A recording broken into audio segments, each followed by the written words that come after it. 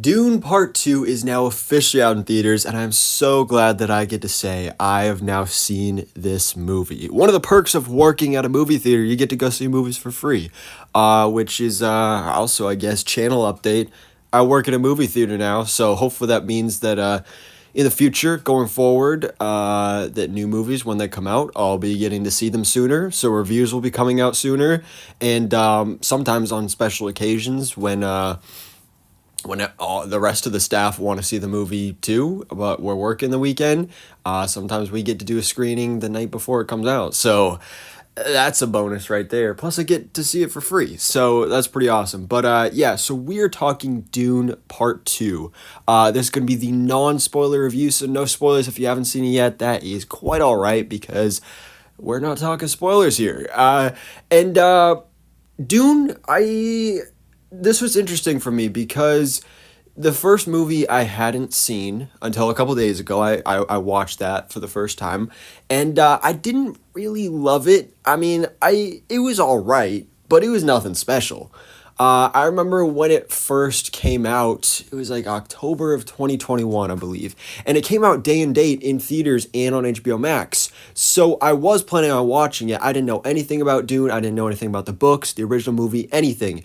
Uh, but I kind of wanted to check it out just because of that star-studded cast. But for some reason, I really don't even know why. I just decided not to. I mean, I didn't have a whole lot of excitement for it. And then I watched it a couple days ago, and again, I didn't love it.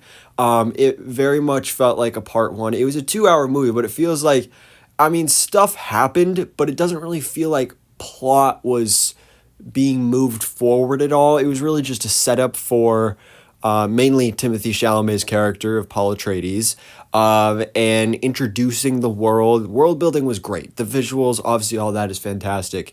But the real problem there was that like no characters had any screen time for the most part. Zendaya was in like two scenes. So yeah, I didn't love the first movie, but then obviously Dune Part 2 gets all these fantastic reviews, and I am here to say that I agree, and this is 100% one of the best films I have seen recently. Possibly one of the best films of the last 20 years, possibly one of the best sci-fi films ever. Dune Part 2 is amazing. Honestly, if you didn't even see the first movie, you kind of don't have to. I mean, you probably should, but it's I've seen a couple of people make this comparison. It's like Batman Begins versus The Dark Knight. Such a major upgrade, a huge glow up right here.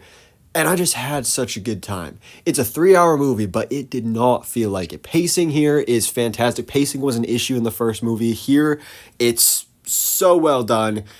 It's just firing on all cylinders. Everything here is fantastic from a story perspective. There's way more action. There's the acting is great. The character development, everything here is just fantastic. It really is.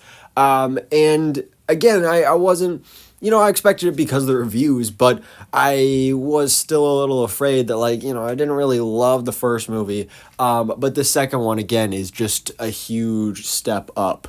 And, a big comparison with Dune is definitely Star Wars. This is kind of like if Star Wars only took place on Tatooine. That's basically what Dune is, kind of, in a way. But Star Wars is more blockbustery, and Dune I would definitely consider a blockbuster. I mean, it's selling tickets like hotcakes, but it's more artistic. Denis Villeneuve, what he does here is just beautiful. Like, the visuals are definitely one of the biggest strengths of this franchise. Just top tier, fantastic. CGI is great. All of that is just awesome. It's just really, really good.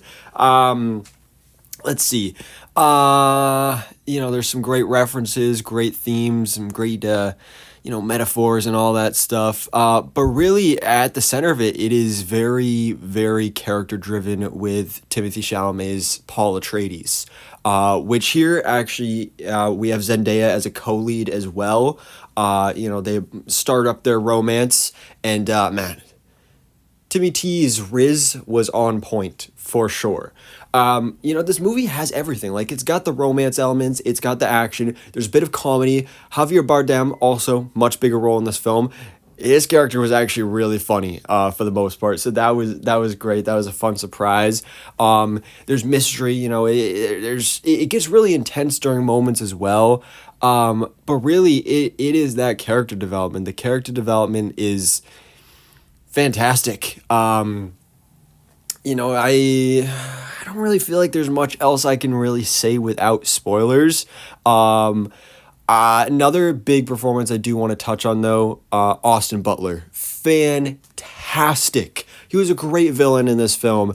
And, the big worry with Austin Butler, I mean, he's a great actor. I loved him in Elvis. But the problem now is that he kind of is stuck with the Elvis voice. In this movie, he does not sound like Elvis at all. He actually is almost kind of doing an impersonation of Stellan Skarsgård because they're family. And so I love that he kind of just adapts that to be like an accent of the Harkonnens. I thought that was really interesting. But again, the world building here, fantastic. Everything that's done in this movie is just so good. I just had such a good time. It's fun. And again, it's a 3-hour movie, but it does not feel like it. Keeps you on your toes.